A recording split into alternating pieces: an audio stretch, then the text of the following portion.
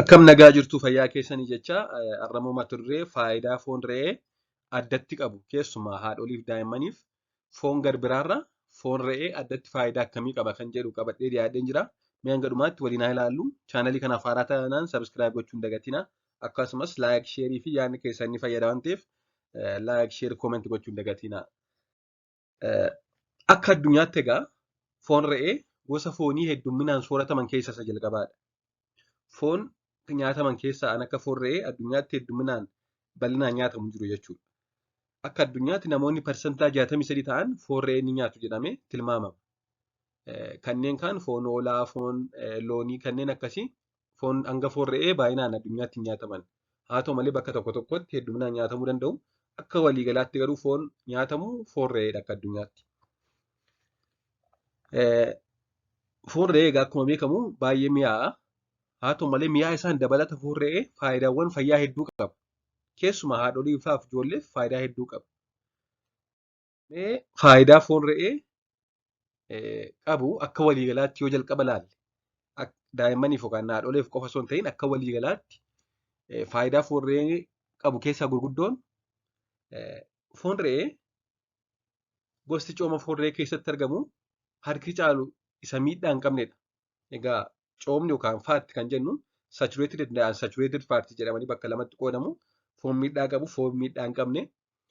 Gosti coomaa foon re'ee keessatti argamu harki caalu isaa miidhaa kan hin qabnedha waan ta'eef hanga kolesteroolii dhiiga keenya keessa jiru ni hir'isaa. Kolesterooliin dhiiga keenya keessa jiru hir'innaan immoo dhibeewwan fayyaa adda addaarraa bilisa taana jechuudha. Akkasumas immoo madaan akka dafee fayyuuf ni gargaara. Akkasumas dhaannaan onnees akka sirnaan deemu taasisuufis ni gargaara. Kana malees egaa foon re'ee gosa coomaa linooleek asiid jedhamu fi akkasumas elementii akka seleeniyem, kooliin jedhaman waan qabuuf kaanserii adda addaa nurraa ittisuuf akkasumas immoo madaa'uu qaamaa ittisuuf hedduu gargaara. Madaa'uu qaamaa jechuun infilaameeshinii adda addaa ittisuuf dheekkamsa yookaan quxxaasa jedhamu qaamni keenya madaa'ee yookaan infekshinii adda addaa uumee akka dafee fayyu ni gargaara jechuudha foon re'ee. Kana malees foon re'ee vaayitaamin B gosa garaagaraa waan qabuuf cooma qaama keenya keessa jiru gubuuf ni gargaara. Kana malees egaa pirootiiniin hedduu qaba foon re'ee. Pirootiiniin foon re'ee keessa jiru beela ittisuun beekama. Akka namni dafee hin beelanne taasisa. Tokko vaayitaamin B hedduu waan qabuuf akka coomni gubatu taasisa. Lammaffaa pirootiiniin foon re'ee keessa jiru yoo foon re'ee ganama nyaannee guyyaa guutuu osoo hin beela'in oolla akka nuti hin beelanne taasisa. Kana malees egaa gosa coomaa isa gaarii ta'e waan qabuuf furdina hin fidu. Kanaaf namni foon nyaatee haa ta'u malee ulfaatinni qaama isaa akka hin dabalu barbaanne foon re'ee nyaachuu qaba. Gosa coomaa furdina hin daballe waan qabuuf foon nyaataa ulfaatina qaamaa to'achuuf ni gargaara. Foon loonii, foon hoolaa yoo baay'inaan nyaanne ulfaatinni qaama keenya ni dabala. Haa ta'u malee foon re'ee akka foon loonii fi foon hoolaa ulfaatina qaamaa hin dabalu jechuudha. Kanaaf namoonni fufurdoo ta'an yoo foon nyaachuu barbaadan foon re'eedha kan nyaachuu qaban. Sababni isaas akka ulfaatinni qaamaa hin daballe waan taasisuuf. Foon re'ee vaayitaamin B12 hedduu waan qabuuf fayyummaa gogaafis gaariidha. Akkasumas immoo vaayitaamin B12 kun akka namni hin mukoone, dipireeshin, angizaayitii, dhibee akkas akkasii akka namni hin godhanneef ni gargaara jechuudha. Kana malees foon re'ee seelonni haaraan akka uumaman production of new cells isa kanaaf waan gargaaruuf akka namni dafee hin dulloomne ni taasisa. Dulluma yeroo malee ittisuuf ni gargaara jechuudha. Akka namni dafee hin dulloomne ni gargaara. Sababa akka seelonni qaama keenyaa baay'atan yookaan wal horaan taasisuuf.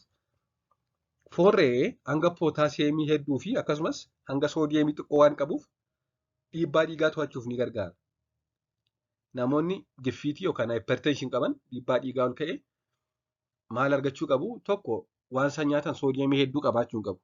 Lammaffaa pootaasiyeemii gahaa argachuu qabu.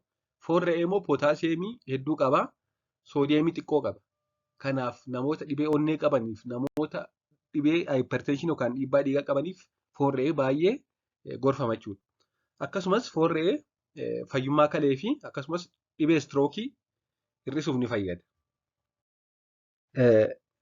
Mee addatti immoo faayidaa addatti foon re'ee haadha ulfaaf daa'immaniif qabu yoo ilaalle foon re'ee yeroo ulfaa nyaachuun tokkoffaa hanga hireen hedduu waan qabuuf haatis ta'e daa'imni hir'ina dhiigaa akka hin godhanneef ni gargaara.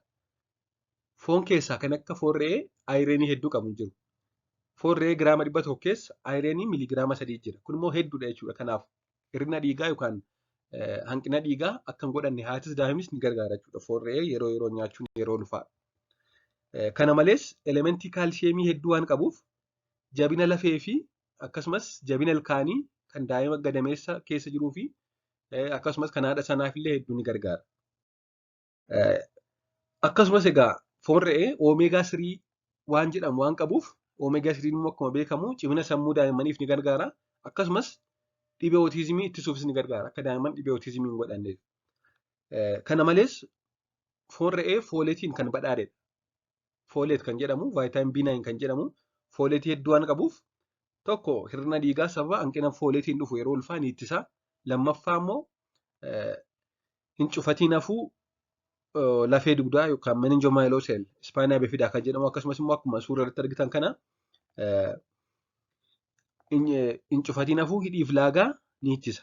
Hidhiif laagaa akkasitti tarsa'ee jiru isa kana ni ittisa jechuudha. Yeroo ulfaa foon re'ee nyaachuun sababni isaas fooleetii hedduu waan qabuuf. Egaa foon nyaachuu yoo barbaanne kan nyaachuu qabnu yoo argame foon re'eedha jechuudha. Keessumaa haadholiin yeroo ulfaaf daa'immaniif. Yaadaaf gaaffii qabaannaan koomentii jala na kaa'aa. Ammaaf barnoota ni qabadhee jiru kanuma turtii gaarii.